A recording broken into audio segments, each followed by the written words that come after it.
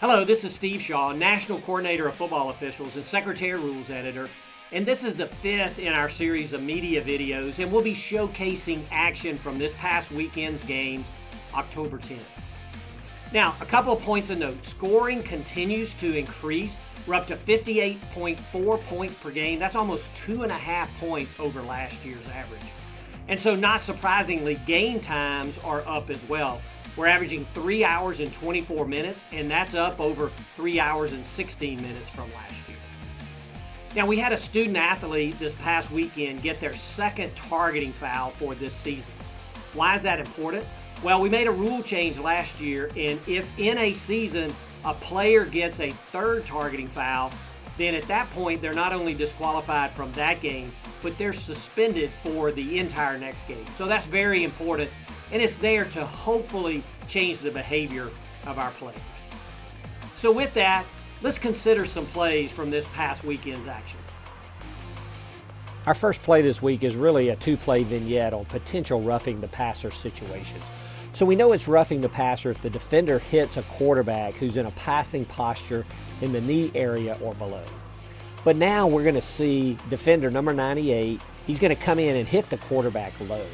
But the rule also states that it is not a foul if the defender is not rushing unabated or is blocked into the quarterback. And clearly 98 is influenced by this block, and so there's no foul for this hit on the quarterback.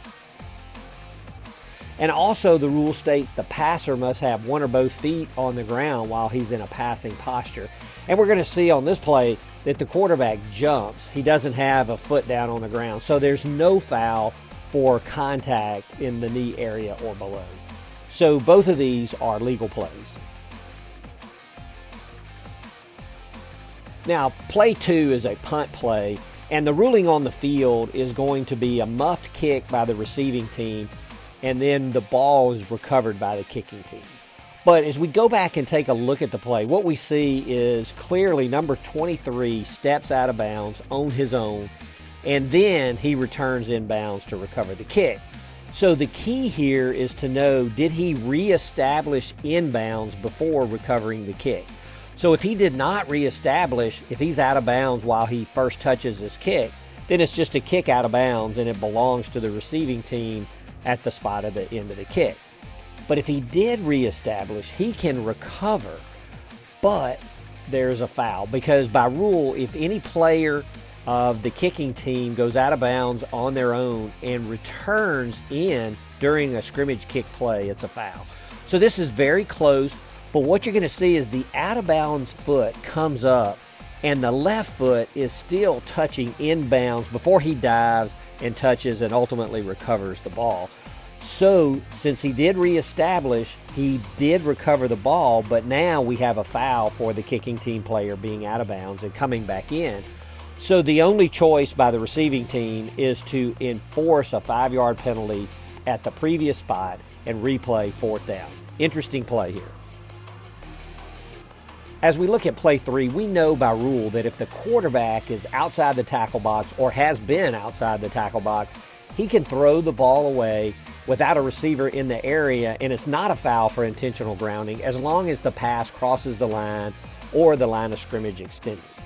But as we look at this play, the quarterback throws it away, but the crew rules that number 80 was in the area. And that's important because the opportunity to throw the ball away applies only to the player who controls the snap and does not relinquish possession to another player before throwing the pass. So here, the quarterback had to have number 80 in the area, or this would have been a foul for intentional grounding. Play 4, we're going to get a blocked extra point, and I want to talk about our leaping rule on kicks. And so the leaping rule does not allow a defensive player to move forward to try to block the kick by leaving his feet and leaping into the plane above the frame of the body of an opponent.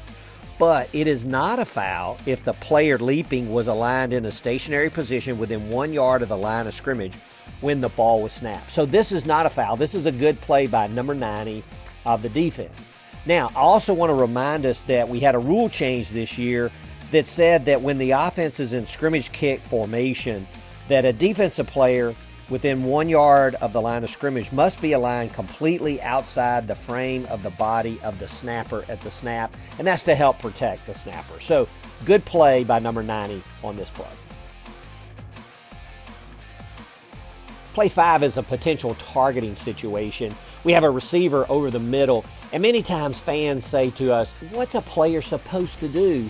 Well, here is a great play, and this is excellent technique. So we're going to see the defenseless receiver over the middle, and the defender's going to make a very aggressive but legal play. As you see, the defender lowers his target, and he does not lead with his head.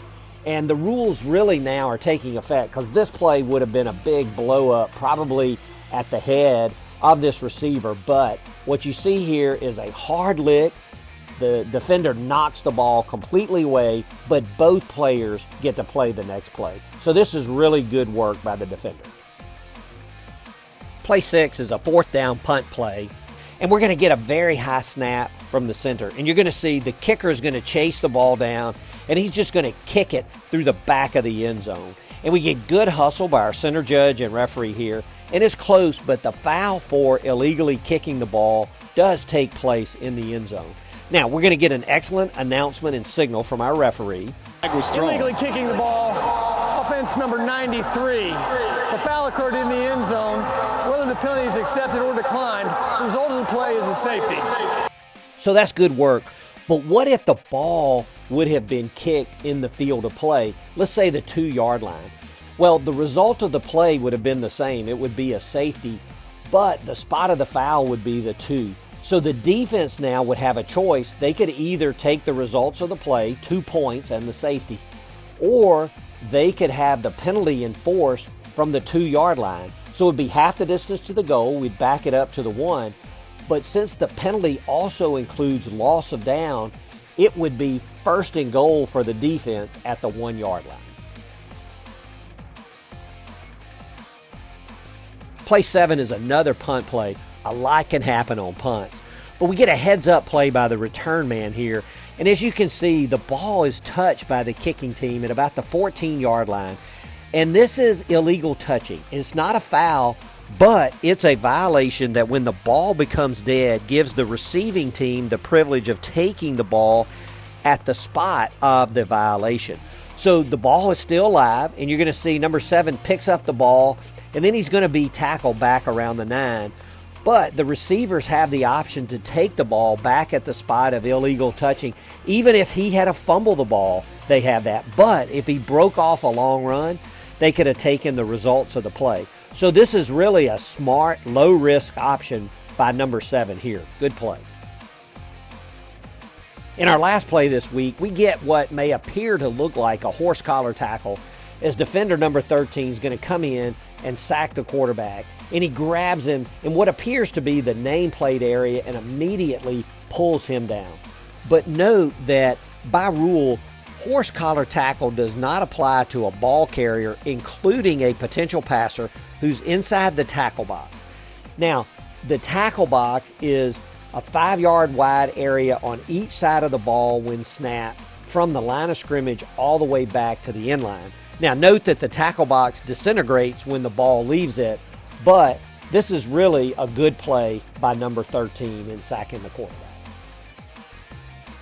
Well, that's it for our plays this week, and we appreciate your time and your feedback from these videos. That's especially helpful. So best of luck to all in our games this week. Safe travels and stay safe and healthy.